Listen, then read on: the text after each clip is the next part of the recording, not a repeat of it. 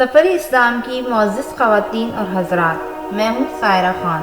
اور میری جانب سے تمام مسلمین امہ کو رمضان کریم کا یہ بابرکت مہینہ بہت بہت مبارک ہو، اور اس مقدس مہینے کے دوران آپ اور آپ سب کے اہل خانہ پر اللہ کی رحمتیں نازل ہوں۔ یہ مبارک مہینہ ہمیں صبر، تقوی، عاجزی، غور و فکر اور ان تمام نعمتوں کا شکر گزار ہونا سکھاتا ہے کہ جن کو ہم معمولی سمجھتے ہیں۔ اسی لیے ہمارے پیارے نبی پاک صلی اللہ علیہ وسلم نے فرمایا کہ اگر آج میری امت کو اس کی اہمیت کا پتہ چل جائے تو وہ چاہیں گے کہ سارا سال ہی رمضان جیسا ہو جائے، اور افسوس یہ ہے کہ ہم آج سب مسلمان اس مہینے کی اصل عبادت اور اہمیت کو سمجھ ہی نہیں پاتے۔ آپ صلی اللہ علیہ وسلم نے یہ بھی فرمایا کہ کتنے ہی روزہ داروں کو اس سے بھوک اور پیاس کے سوا کچھ حاصل نہیں ہوتا، اور بہت سے راتوں میں عبادت کرنے والے ایسے ہیں کہ انہیں جاگنے کے سوا کچھ حاصل نہیں ہوتا۔ تو ناظرین، روزے کی فرضیت اور اس کا اصل مقصد تقوی اور پرہیزگاری کا حصول ہے، جو کہ ہر انسان کا مقصد حیات بھی ہے۔ ہم سب انسان دنیا میں آ کر اس کی رنگینیوں میں کھو جاتے ہیں اور اپنے اصل مقصد حیات کو بھول کر کھانے پینے اور نفسانی خواہشات کی تکمیل کو ہی اپنا مقصد سمجھ بیٹھتے ہیں۔ تمام کوششیں پیٹ کو بھرنے اور نفس پروری میں صرف کرنے لگتے ہیں، اور اسی خواب غفلت سے جگانے کے لیے اللہ رب العزت کے حکم سے ہر سال یہ مبارک رمضان کا مہینہ آتا ہے،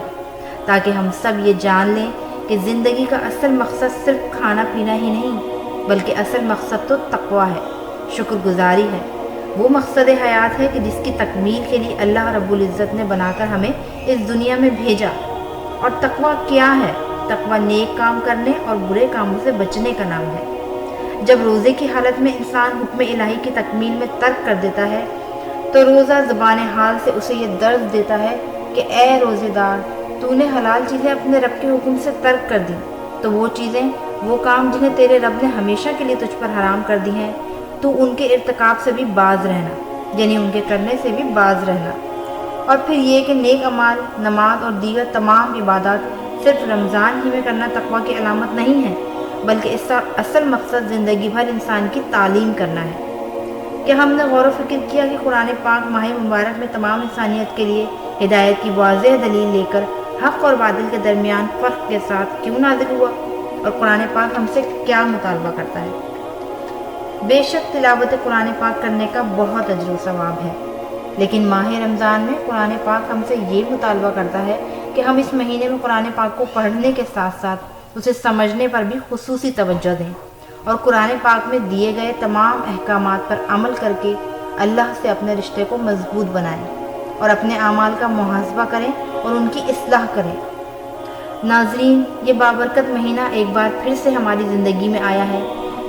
کہیں ہم اور آپ ان بد نصیب لوگوں میں شامل نہ ہو جائیں کہ جن کی زندگی میں رمضان کا مہینہ آتا ہے اور وہ اس سے استفادہ حاصل نہیں کرتے۔ اللہ سبحانہ تعالیٰ نے ہمارے دلوں میں لامحدود دولت رکھی ہے۔ اللہ تعالیٰ ہمارے حال پر رحم فرمائے، اور اللہ پاک سے دعا ہے کہ وہ اس بابرکت مہینے کی قدر کرنے کی توفیق عطا فرمائے۔ آمین۔